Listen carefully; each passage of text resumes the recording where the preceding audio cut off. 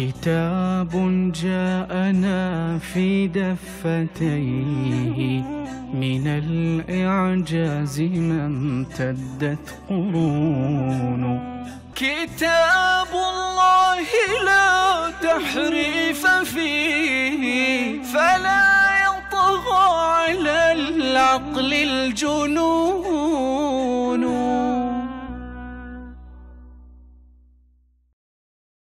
يزعم الشيعة أن الإمامة منصب إلهي أعلى من النبوة، في حين أنهم يزعمون أيضا أن علي رضي الله عنه قال لهم دعوني والتمسوا غيري كما في نهج البلاغة، وقال والله ما كانت لي في الخلافة رغبة ولا في الولاية إربة، وقال ولعلكم ولئن تركتموني فلعلي أطوعكم لمن وليتموه أمركم كما أيضا في نهج البلاغة.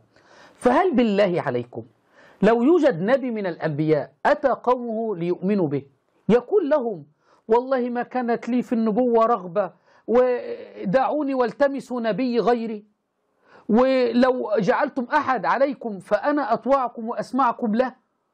علمتم أن الإمامة ليست منصبا إلهيا، وأن هذا كله من الأكاذيب على علي وأبنائه رضي الله عنه.